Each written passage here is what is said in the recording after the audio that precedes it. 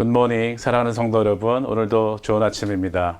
어떤 기쁜 일이 있어서 좋은 것이 아니라 하나님이 우리에게 값진 인생을 선물로 주셨기 때문에 좋은 아침인 것이죠.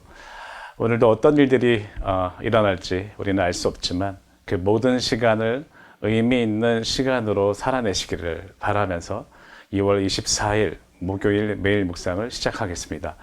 오늘 우리가 함께 나눌 말씀은 누가복음 15장 11절에서 32절까지의 말씀인데 28절부터 읽겠습니다. 그가 노하여 들어가고자 하지 아니하거늘 아버지가 나와서 권한대 아버지께 대답하여 이르되 내가 여러 해 아버지를 섬겨 명을 어김이 없거늘 내게는 염소 새끼라도 주어 나와 내 벗으로 즐기게 하신 일이 없더니 아버지의 살림을 장녀들과 함께 삼켜버린 이 아들이 돌아오매 이를 위하여 살진 송아지를 잡으셨나이다. 아버지가 이르되 예 너는 항상 나와 함께 있으니 내 것이 다 네 것이로되 이 동생은 죽었다가 살아났으며 내가 잃었다가 얻었기로 우리가 즐거워하고 기뻐하는 것이 마땅하다 하니라. 아멘. 오늘 우리는 아마도 성경 전체에서 가장 유명한 스토리를 보고 있습니다. 여기에 크게 세 인물이 이제 조명에 비춰져 있는데요. 작은 아들과 아버지와 그리고 큰 아들입니다. 우선 보통 탕자라고 부르는 작은 아들은 아버지가 돌아가실 때 나눠주는 재산을 미리 나누어 달라고 요청을 합니다. 이 말은 그 당시의 시대적인 상황으로 볼 때 아버지가 돌아가셨으면 좋겠다는 그런 의미이고 또 아버지를 떠나겠다는 것은 아버지의 존재의 가치를 저버리겠다는 것이었고요.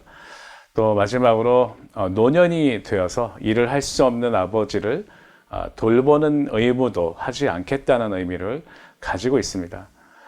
그 당시의 배경이라면 아버지는 이런 아들을 때리거나 내쫓는 것이 보통인데 이 아버지는 말도 안 되는 자비를 베풀어서 아들이 원하는 대로 재산을 나누어 형과 동생에게 나누어 주게 됩니다.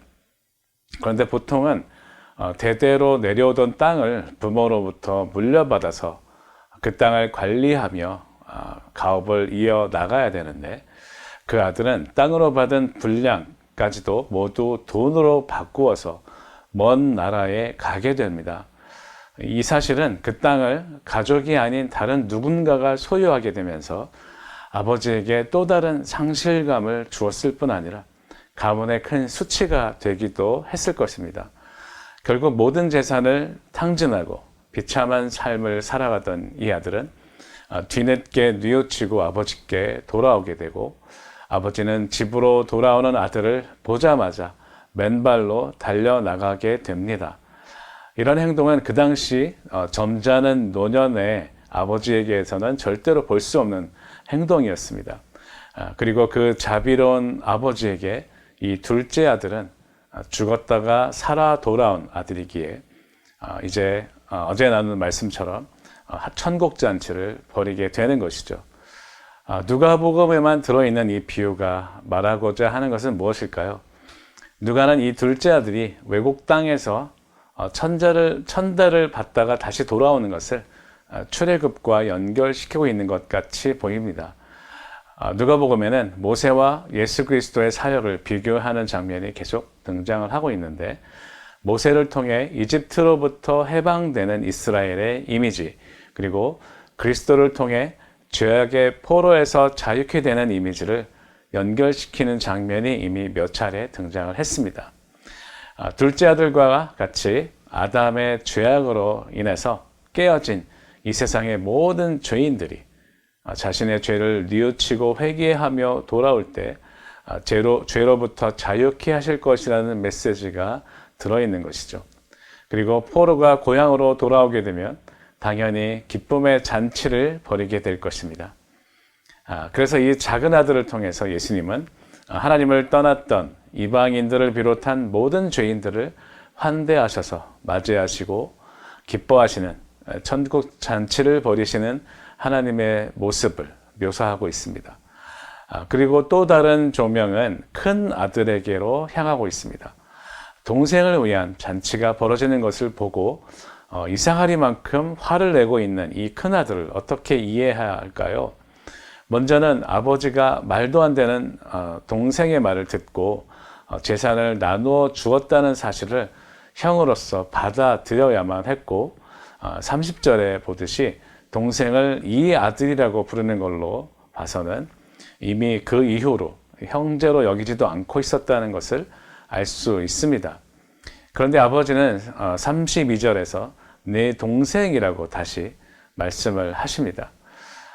그런데 우리가 그동안 좀 지나쳤던 사실이 있는데요.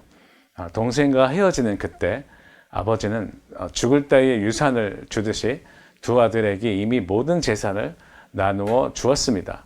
다시 말하면 지금 큰아들은 아버지의 유산을 다 받고 난 다음이기 때문에 아버지의 것이 이미 다 자기의 것이 된 상태였다라는 것이죠.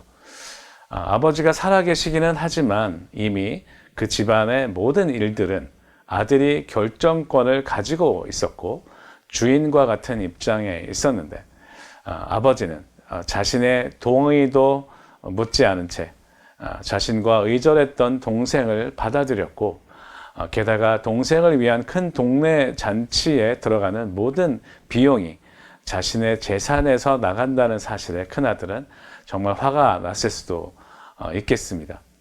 이 큰아들의 우월감은 그 당시에 바리새인들의 모습을 묘사하고 있습니다. 29절에 아버지를 섬겨 명령을 어긴 적이 없다고 하는 표현은 그들이 율법을 지키려고 애써왔다는 것과 연결을 시키고 있는 것이죠. 그런데 정말 중요한 사실이 있습니다. 아버지는 자신과 뜻이 다른 이 불만으로 가득한 큰아들도 작은 아들과 마찬가지로 아버지로서의 사랑을 베풀고 받아들이고 있다는 것입니다. 어쩌면 예수님은 이 비유를 통해서 자신을 비난하고 있는 바리새인들까지도 하나님은 거부하지 않고 품고 있다는 사실을 보여주시는 것 같습니다. 그들도 역시 하나님의 그 사랑을 알고 회개하기를 기다리신다는 메시지를 주고 있다는 것이죠. 사랑하는 성도 여러분, 하나님은 자신이 죄인이라고 생각하는 겸손한 사람들뿐 아니라 자신이 우월하다고 생각하는 교만한 사람들까지도 버리지 않으시고 하나님의 나라에 초대하시며 품으십니다.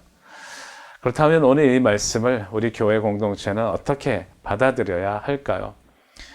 우리 안에는 작은 아들과 같은 사람들도 있고 큰 아들과 같은 사람들도 분명히 함께 공존하고 있을 것입니다.